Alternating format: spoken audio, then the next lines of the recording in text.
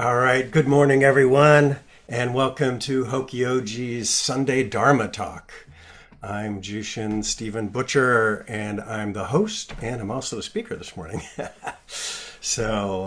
I'm not going to introduce myself. I think I can do a short one for posterity. I've been practicing for a while, and I live in Cambridge, Maryland, but I am attached to Hokyoji for various causes and conditions. Dokai Georgesen is my teacher. He's the guiding teacher at Hokyoji, and I'm president of the board of directors currently. But if you watch this in the way future, I won't be president anymore, probably. So good morning.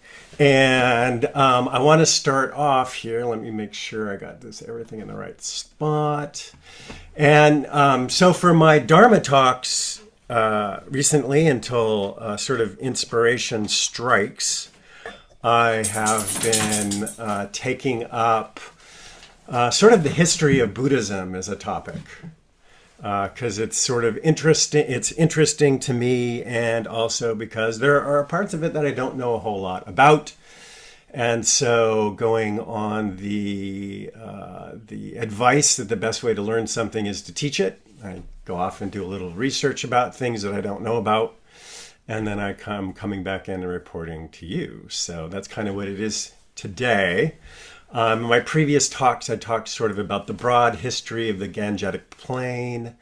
I think we started in Africa, and we eventually got to the Kurgan invasions.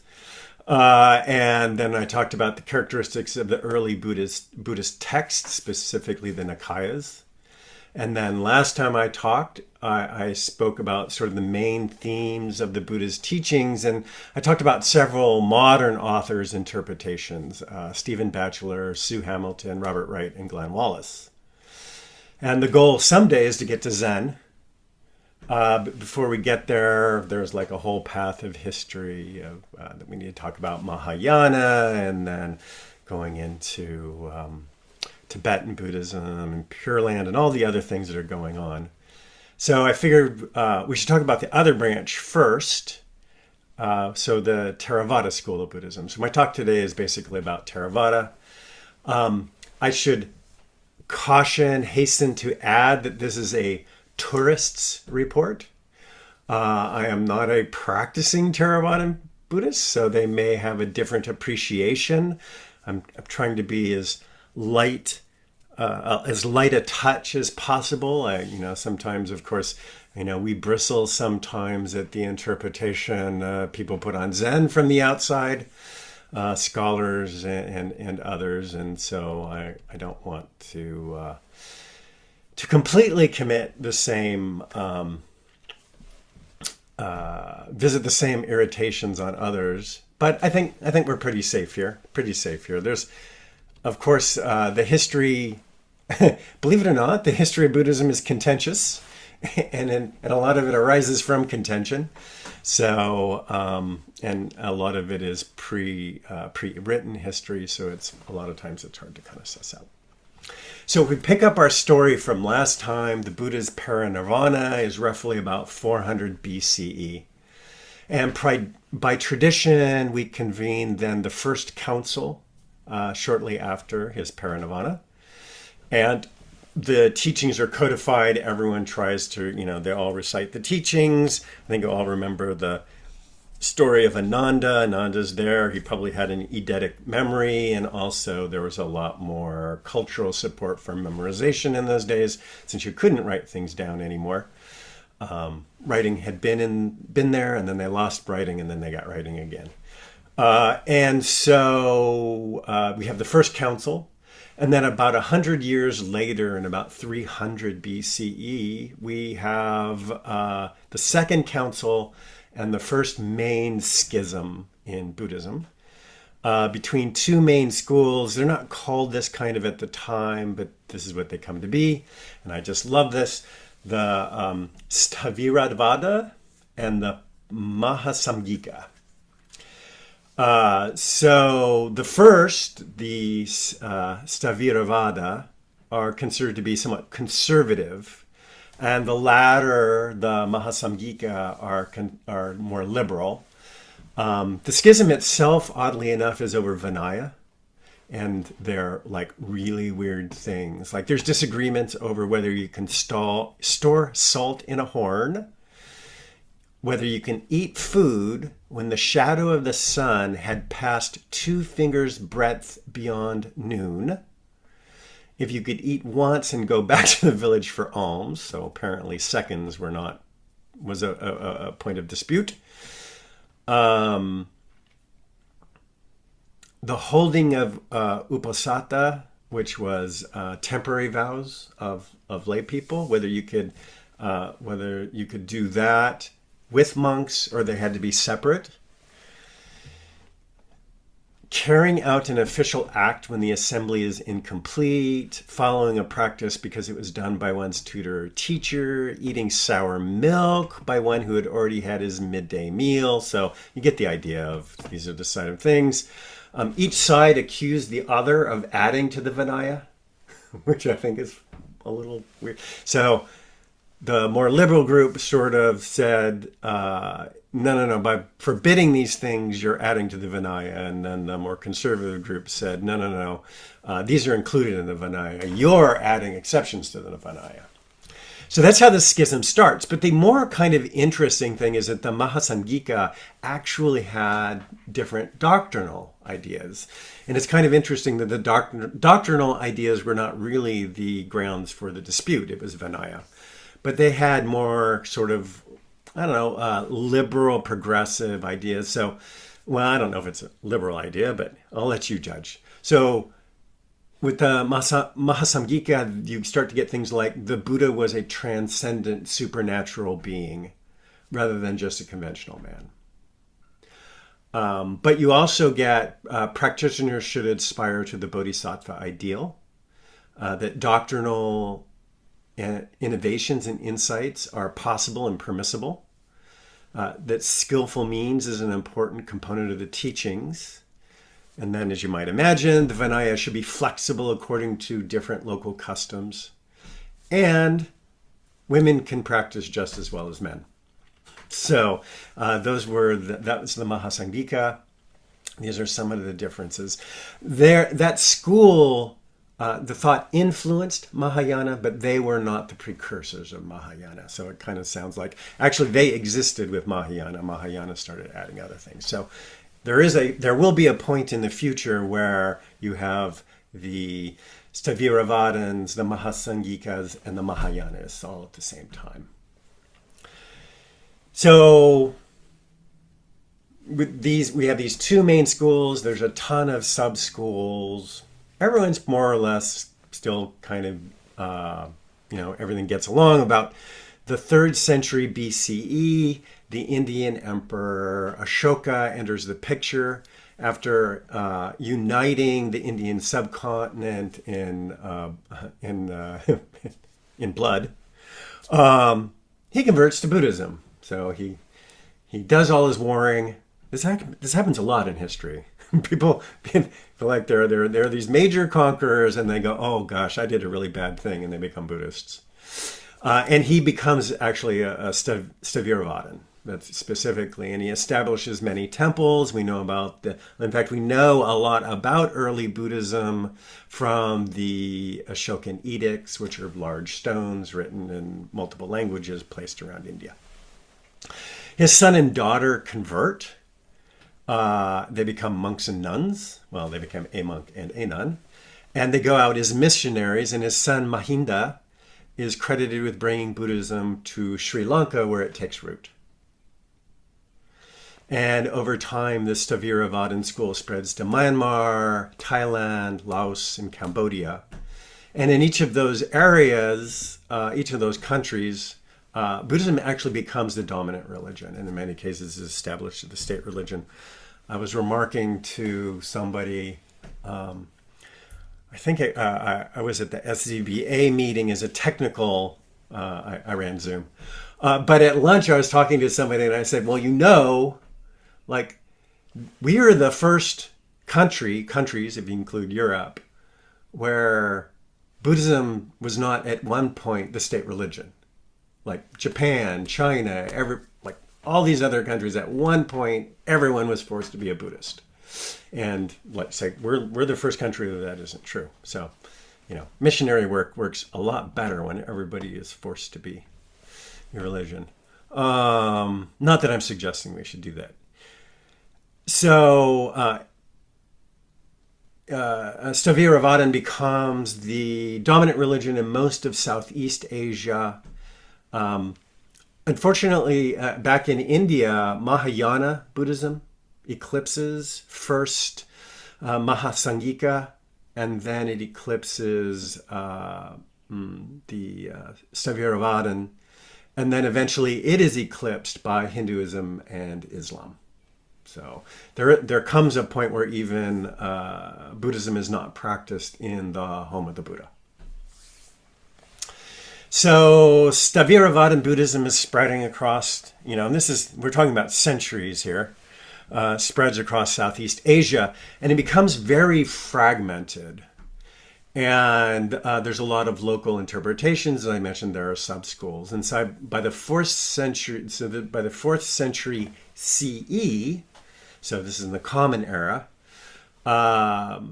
this fragmentation is not everybody has the same practices. You go from place to place, from country to country. There is no overall orthodoxy that you can say, hey, this is what we can believe in contrast to Mahayana. So Mahayana is more unified at the time. Theravada is more fragmented. And in the 4th century, then, by the 5th century, we have Buddhaghosa. So Buddhaghosa is he's a genius. He's from Sri Lanka, and he writes his magnum opus, the Visuddhimagga,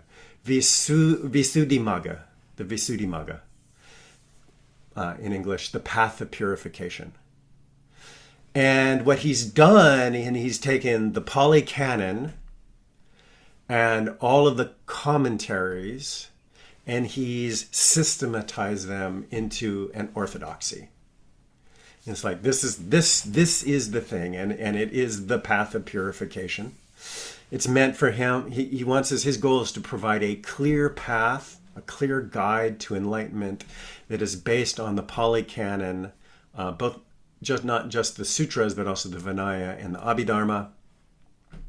And eventually these teachings establish a Theravadan orthodoxy and become the basis for Theravada Buddhism. So as the successor of the Theravada school. So the interesting thing here then is to see, as composed to, hopefully we'll get to Mahayana Buddhism sometime, is like what is he emphasizing?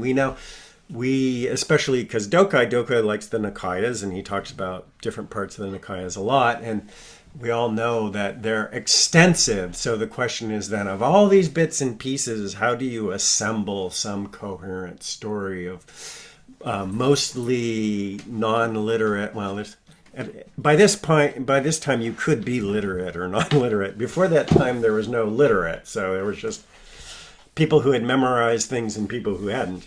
I don't know what you call that.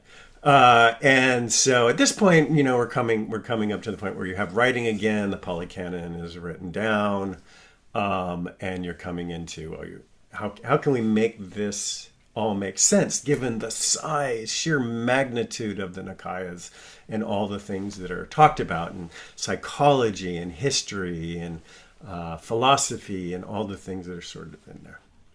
So Buddhaghosa organizes the path around 3 central ideas. The first is sila, and after this I'm going to skip a lot of Sanskrit and Pali, depending. Sila, ethical conduct. So moral discipline forms the foundation of all spiritual practice. This includes the observation of precepts and living a virtual life to avoid harm to oneself and others. Samadhi, concentration, mental discipline, primarily achieved through meditation, leads to focused attention and mental clarity. And samadhi is necessary for gaining deep insight and advancing towards liberation. And then panya, wisdom, which is the culmination of ethical conduct and concentration. And this refers to the development of wisdom, specifically an insight into the nature of reality, impermanence, anicca, suffering, dukkha, and non-self, anatta. And so he uses these three concepts to organize his system. The specific path of purification has 7 steps. So this, if anyone's familiar with Tibetan Buddhism, which I guess is just a whole different strand, this all feels very lamb-rim to me, where it's like, here's the steps towards liberation. And I wonder if they're connected somehow, but I'm not sure. I'll find out. So Buddhaghosa organizes the path to nirvana into 7 stages of purification. And these represent a progressive level of spiritual development. We start, the first step is the purification of conduct. So we purify our conduct based on ethical behavior through observing moral precepts. The next step is purification of mind. So we develop concentration and we eliminate distractions via meditation. Then there's the purification of view, gaining right understanding of the nature of reality, specifically seeing phenomena as they truly are. The 4th step is purification by overcoming doubt. So we overcome our doubts about the Buddhist path by understanding the causal relationship between past, present, and future lives. 5th step is purification of knowledge and vision of the path and non-path. So now we develop insight into what constitutes the right path versus false paths. And the 6th step is purification by knowledge and vision of progress. So we're gaining clarity and deepening wisdom through continuous meditation and insight. And then finally, there's the purification by knowledge and vision, reaching full realization of nibbana through the direct experience of the Four Noble Truths and ultimate reality.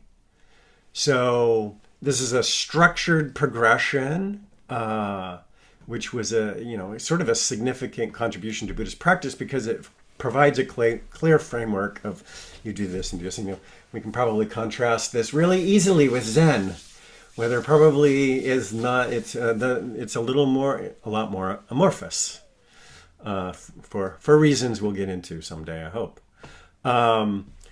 This is a gradual path. We talk about the gradual and sudden path in Zen as well, but this is I think this is a lot more gradual than even what the gradual people in China were thinking. It describes how ethical conduct, mental development, and wisdom must be cultivated step by step. And he emphasizes that the journey towards nirvana requires constant effort. And the 7 paths describe how you get to the goal. But so you might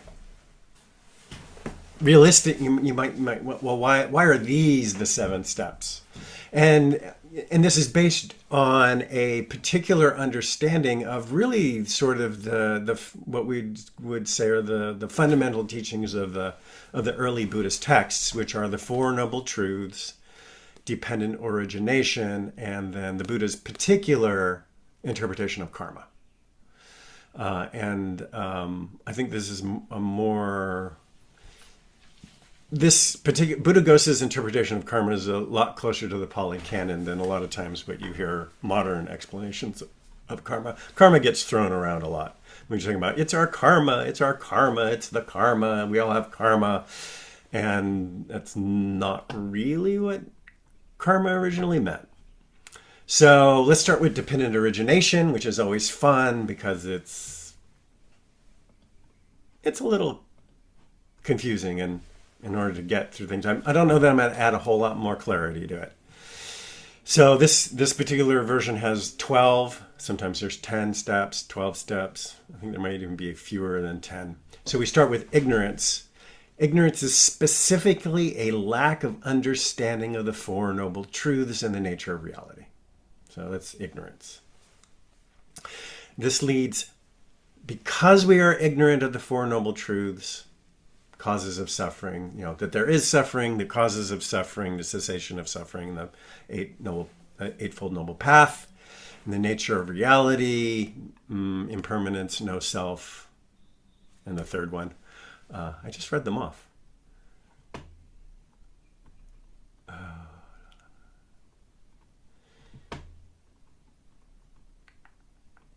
I'll get to them later. I always forget what the third one is. No self, impermanence, and I think suffering is the other one. So the nature of reality, because of these things, we intentionally do the wrong thing. Because we don't, so when we say it's conditioned on ignorance, is given ignorance, we willfully do things that are not in our best interest as far as getting out of the dependent origination, nirvana, is concerned. Because of these volitional acts, this leads to the arising of consciousness. Consciousness leads to the arising of the psychophysical aggregates, the mind and body. So there's a new being. This leads to the six sense bases. So we have the six sense organs: eye, ear, nose, tongue, body, mind. With those things, there is contact with their respective objects. So you have visual form, sound, smells, tastes, and feeling and thoughts. And when this happen, we have one of three reactions. They're either pleasant, unpleasant, or meh. The pleasant and the unpleasant leads to craving, or attachment and desire, also aversion. So we want the pleasant things and we don't want the unpleasant things. And then this leads to clinging, which is we don't want the pleasant things to end and we want the unpleasant things to stop. And that all leads into new existence driven by that attachment, and it leads to birth. Birth then leads to aging, the inevitable decline. And as we sort of mentioned last time, I don't go into this last time, but all of this kind of has a psychological interpretation as well. Some of it is kind of a literal interpretation. Certainly for Buddhaghosa, this is situated in a very literal interpretation of past and future lives. But there's still no self. The image they use to convey lives is a candle lighting another candle. So these volitional actions, they lead to sort of a momentum. I've also seen it described like billiards, pool. So when the one ball hits the other ball, normally that one kind of stops, and then our momentum is transferred to the next ball. So that's all. So this is all dependent origination. So where does karma fit into this? Karma is really only step 2. So karma is only the sankhara, the mental formations. This is where karma comes into play, because the mental formations are only intentional actions, both wholesome and unwholesome, that are conditioned on your ignorance of the Four Noble Truths. So it can't be something that's accidental. Like if you accidentally break the neighbor's window, like that's not a volitional action. This is like intention.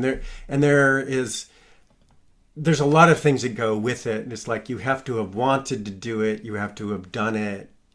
You have to have taken pleasure in having done it. Like there's a full thing for something to be a karma, at least in the as I remember, in the Tibetan tradition. But for this particular case, it's these volitional actions, karma, that for Buddhaghosa, he identifies as being key to breaking the 12 links of dependent origination. So dependent origination is a big process. There's a lot of other causal factors, but karma is sort of the driving force. It keeps the sort of wheel in motion. It's not the only factor, but for Buddhaghosa, it's where we intervene, which is interesting because the last time we were looking at Glenn Wallace, for him, craving is where you intervene. So for him, taking maybe a more psychological approach, craving is where you intervene. For Buddhaghosa, you intervene at karma. And since you don't necessarily have insight, so we need insight into the first step, right, is ignorance of the Four Noble Truths and the nature of reality. So that might take a while. Ethics stands in the meantime. So the precepts, acting ethically, doing the wholesome, not doing unwholesome actions, this is what diminishes and sort of, these are guardrails for karma, almost training wheels, until that point at which you have had actual direct experience of the Four Noble Truths and the nature of reality. Let me see. Okay. Yeah, so the only way to actually break out of the cycle of dependent origination is through the cultivation of wisdom, which is the direct understanding of the three characteristics of existence. See, I got ahead of myself, and I was right. It's impermanence, suffering, and no self. And it is through vipassana, insight meditation, that the practitioner gains deep understanding into the nature of reality to see how all phenomena, including intentions and actions, arise and pass away due to causes and conditions. So again, by eradicating ignorance, we break the chain of dependent origination. The karmic process that leads to rebirth is stopped, and we change nibbana. But emphasizing again, this is a gradual path, and so in the meantime, it gives an important role for ethics. If we have faith in the Buddhist teachings, if we act ethically, then we can make more headway on acting in wholesome ways. And then ultimately, we trust that we will experience the Four Noble Truths and see into the nature of see directly into the nature of reality. So that's ethics and the precepts. But in insight, vipassana is how we eventually get all the rest of the way of all the steps of the path. So we go back to the path here. His 7 steps of purification. The first step is conduct. So that's how we're starting, but everything else is pretty much, a byproduct of meditation. So that means we need to talk a lot about meditation here. And so this is a lot more, as you would expect for somebody who's trying to systematize everything. This is a lot more. There's a lot of categories and taxonomies and different ways of talking about meditation. So Buddhaghosa doesn't invent the terms shamatha and vipassana. They were already in widespread use by the time he came on the scene, but he's credited with fundamentally clarifying the difference between the two. Like really setting out, this is what shamatha is, this is what vipassana is. So shamatha practices aim to develop a calm, focused mind through concentration on a specific object. The goal of samatha is to achieve deep states of concentration known as the jhanas, meditative absorptions, which prepare the mind for insight. And in the path of purification, he identifies 40 objects of meditation for shamatha, which we will not go into all of them, but I will tell you the broad classes of things. So the first class is what they call the kasina devices, and that's where you're concentrating on some external object. And the 10 kasinas are earth, water, fire, air, blue, yellow, red, white, light, and space. So if you are meditating on a disc of clay, this is the earth kasina. Or if you're visualizing light, this is the light kasina. And you're doing this to calm and stabilize the mind. The next set are the Brahma Viharas. So these are meditations to cultivate sublime mental states.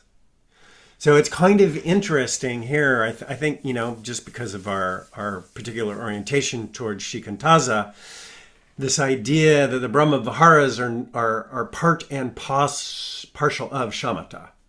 So that when we are radiating, so the Brahma Viharas are loving kindness, compassion, sympathetic joy, and equanimity.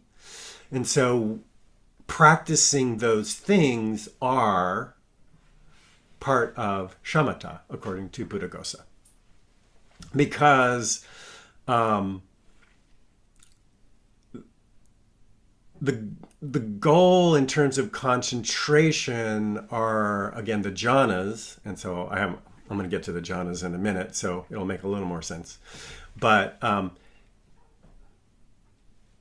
the goal, the immediate goal is not just some blanks aware, kind of undifferentiated awareness, kind of what we might be used to in shikantaza. And a little bit of that is because shikantaza is it's the combination of vipassana and shamatha at the same time.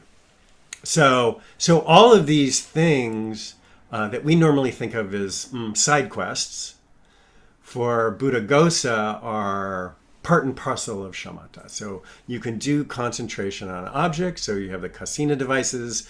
You can meditate on the Brahma Viharas and this radiating feelings of goodwill and love towards oneself and others, focusing on the wish to alleviate the suffering of others, compassion, rejoicing in the happiness and success of others. All of these generate positive mental states and calm. And they're also useful in overcoming negative emotions like anger, jealousy, and attachment. They're also the recollections. So recollecting the Buddha, recollecting the Dharma, recollecting the Sangha. Remember, for Buddhaghosa, the Sangha is just the Sangha of monks and nuns. Recollection of death. So these are the recollections. And again, which in terms of the practices are for shamatha, and then all of a sudden there's the one we normally think of for shamatha is mindfulness of breathing, anapanasati.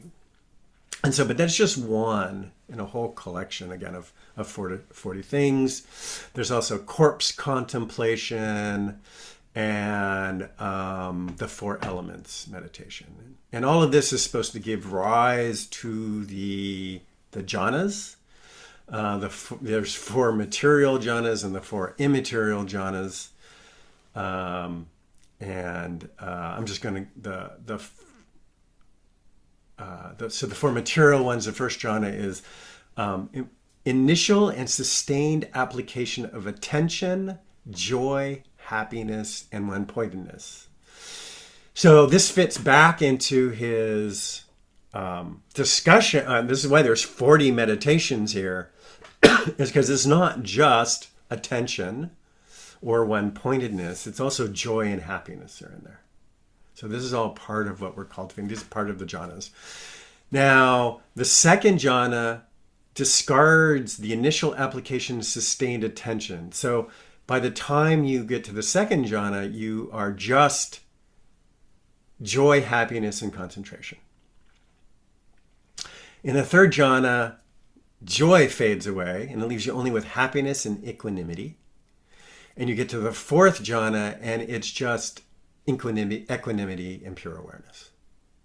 So it's kind of interesting that joy and happiness are all part of the things you're supposed to be experiencing as a result of meditation. But eventually they fall away.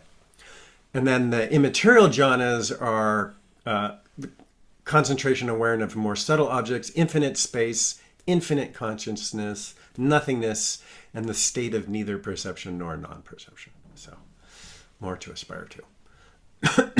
But that's just shamatha. Then we get into vipassana. We hear a lot about vipassana meditation. Shamatha is focusing on the development of calm and concentration. Vipassana is just seeing, so it gets straight at ignorance, where we're seeing directly into the nature of reality. We realize for ourselves the Four Noble Truths and the nature of reality. And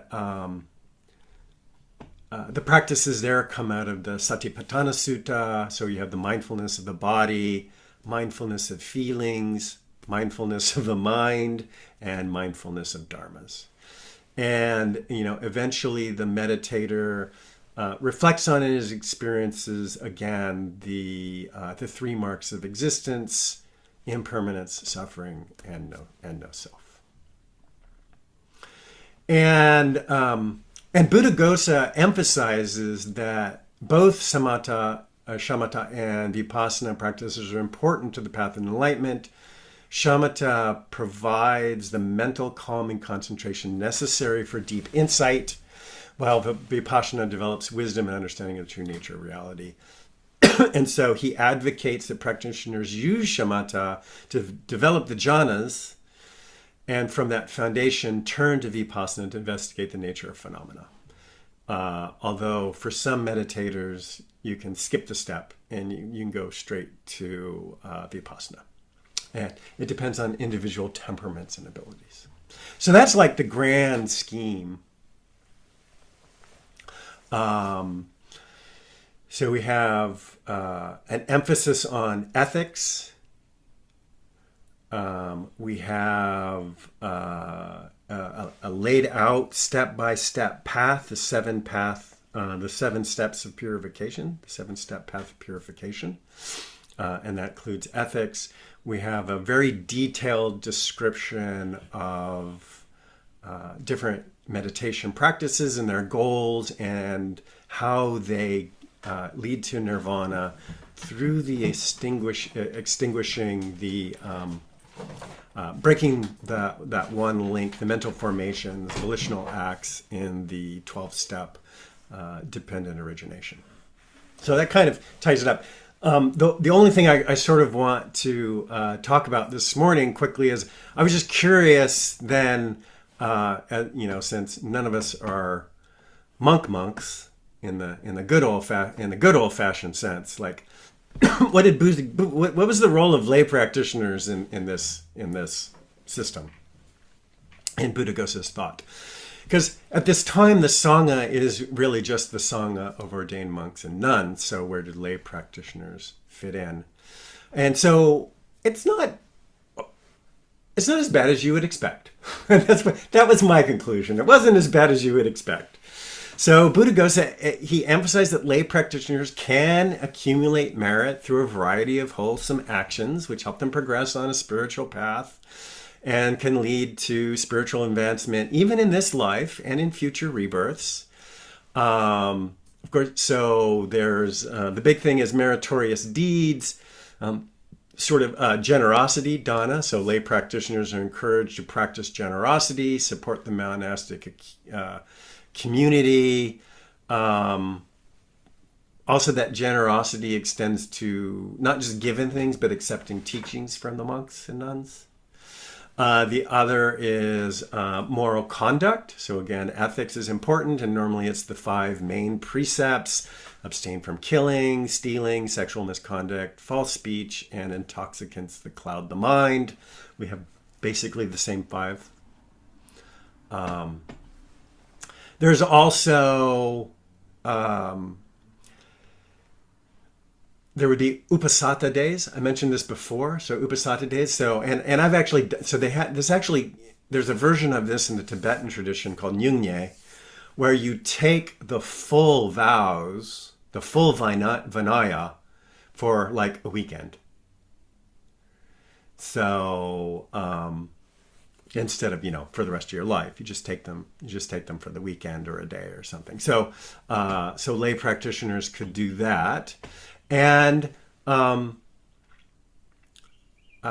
lay practitioners can engage in meditation practices. So, but for the most part, the best they could hope for would be stream entry. So that means that you enter the stream and you're guaranteed enlightenment within 7 lifetimes. But there is an acknowledgement, and some highly committed lay practitioners might even attain higher stages of awakening if they cultivate deep wisdom and mindfulness. So it wasn't entirely out of the question that you might get higher to like once returner, some of those other things.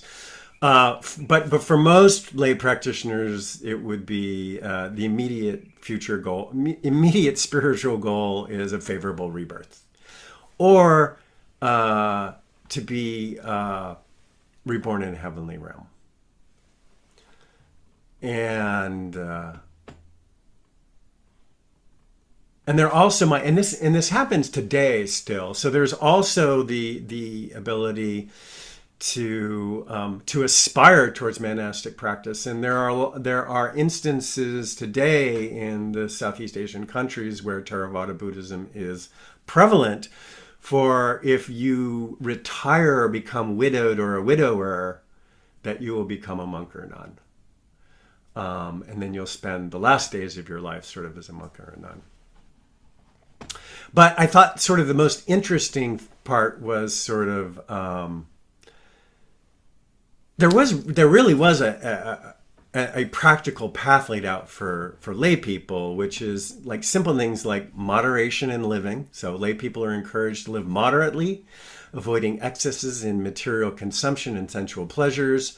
By practicing contentment and detachment, they can reduce the distractions of worldly life.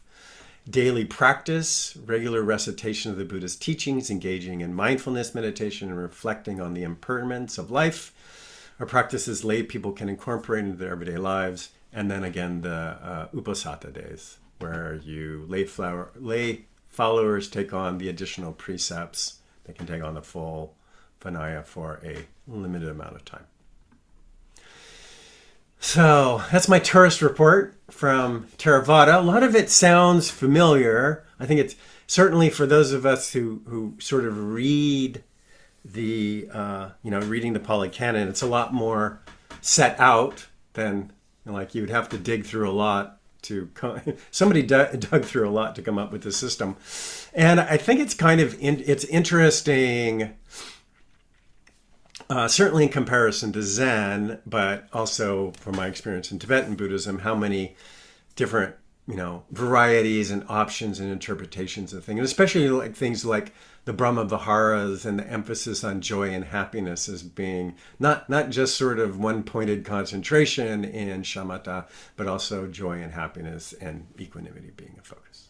So there's a little bit of time left. I'm sorry, I went a little over. If anyone has any, I don't know how many questions if I'll be able to answer any questions, but if anybody has any comments, their own experiences and things like that. Yes, Laura. So I don't know if I got this right, but you were saying that from ignorance, consciousness arises, from consciousness, senses, from senses, the sense of form and self. But where did ignorance come from then? So ignorance is just kind of there. Let me see if I can go back to the 12 because there are more. Let me see where we go. Sorry. It's okay. I gotta I'm going to find my 12 links.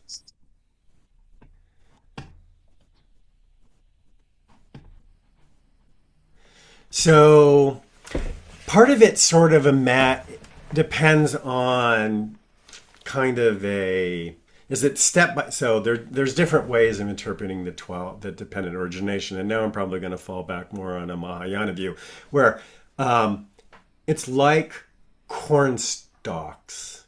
So certainly in Buddha-Ghosa's view, like it's more of a chain, and aging and death lead to ignorance because if you didn't have ignorance, you would escape from the 12-step cycle. So that's kind of where it comes in. It's like if you didn't have ignorance, you wouldn't be here. You wouldn't be in the cycle. But I kind of, so some of the more scholastic interpretations of what the original Pali words might mean is it's more like, because we're getting ready for Halloween, you know how corn stalks, you have the corn stalks all stacked together. They all support each other. So it really is a mutual arising of all these factors. And so that makes a little bit more sense. So in that sense, then, like feeling can actually support ignorance and vice versa. So it's much more, the interpretation is much more of a mutual penetration of things. And we just sort of separate them out, categorize them so we can talk about them. But in fact, they're all happening at the same time and mutually reinforcing each other. But I don't think that's what Buddhaghosa would have said. I think Buddhaghosa would have said more like, well, duh, you have ignorance because or it wouldn't be happening.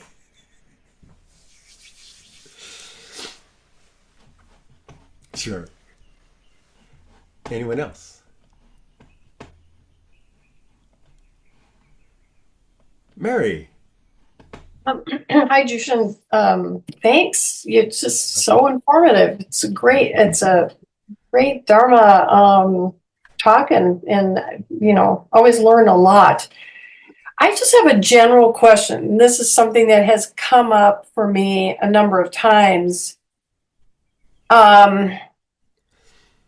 Just in terms of the role of the monk in society versus, like the lay practitioner. And because ethical conduct is always, it's part of Buddhism and it's, central.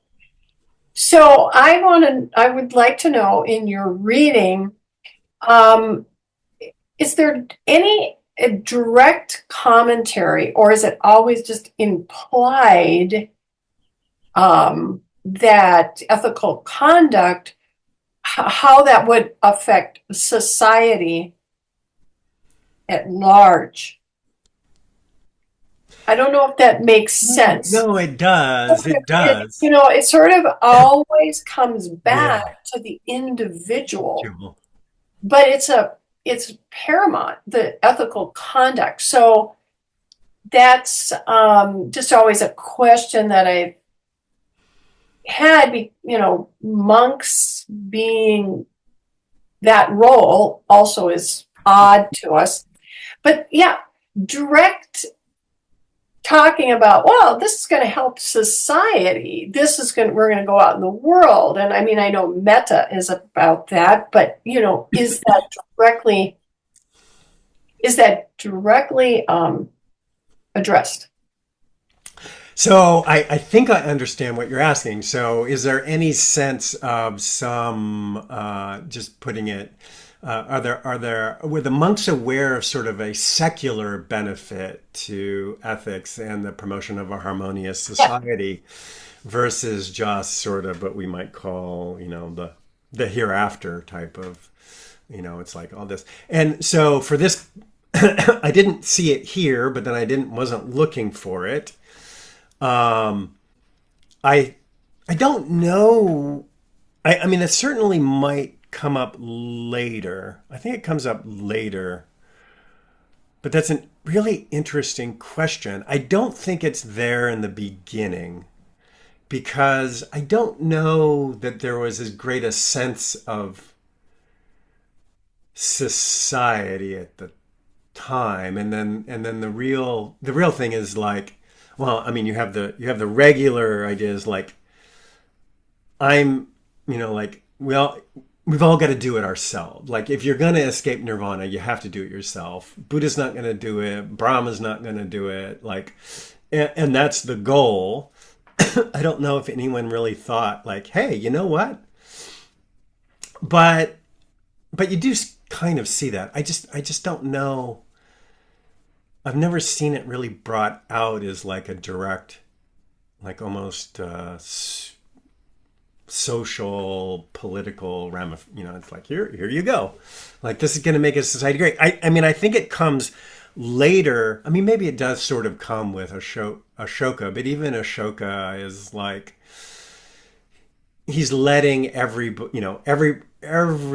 he's letting all the religions do their thing. All religions do teach ethical conduct, and there is kind of this idea that religion is necessary in the development of Homo sapiens sapiens, because once you get above 30 people, well, it depends on the number in the group, but I think the actual number is like you can have 7 best friends just because of the structure of the brain. You can have 30 kind of like immediate, and then 300. It's like once you get beyond the step where it's just like from a great ape primate point of view, you're constantly in stranger danger because you're just walking down the street in New York.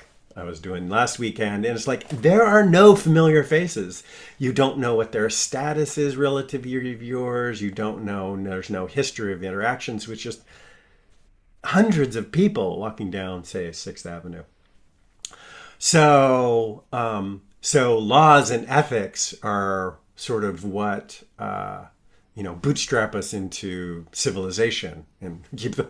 And there's also another thing that architecture allows. One theory of architecture is it's there so we can look at the pretty buildings instead of the stranger danger around us.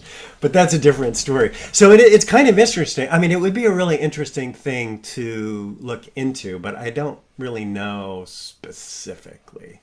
I mean, people, modern teachers, like any of the teachers that I've had in the various traditions, have stressed it's like, well, and it's good if everybody behaves ethically. It's certainly there, maybe even not, because even in like the 4 assurances in the Kalama Sutra, the Buddha is even just saying, hey, if there's not an afterlife, isn't it great if you reduce anger, hate, and aversion? And he's not really at any point saying, and this would be really good if everybody was doing this. Like, I don't think there's ever that next step in the early teachings. But I could be wrong. I'm just not aware of it. Yeah. Sorry. Long-winded answer to your question, but anyone else?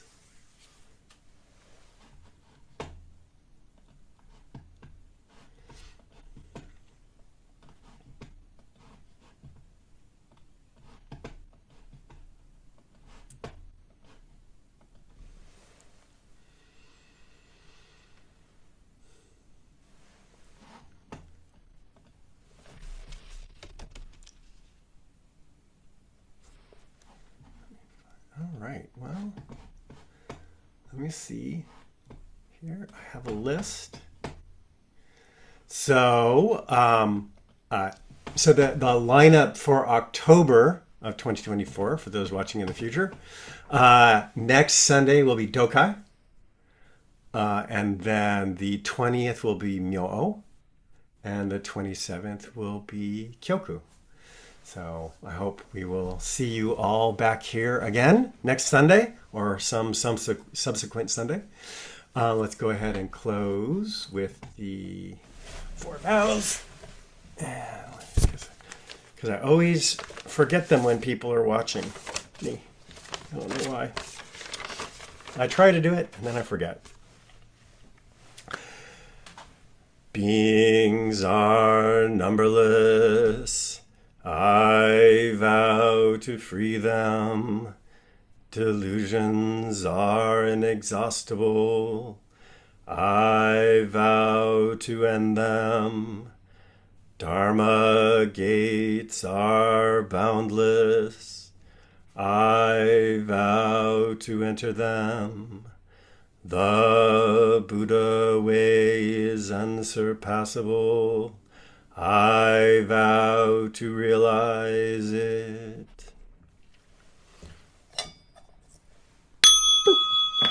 All right. Everyone have a really nice Sunday and a good week. And we'll see you again. Thank you. Bye.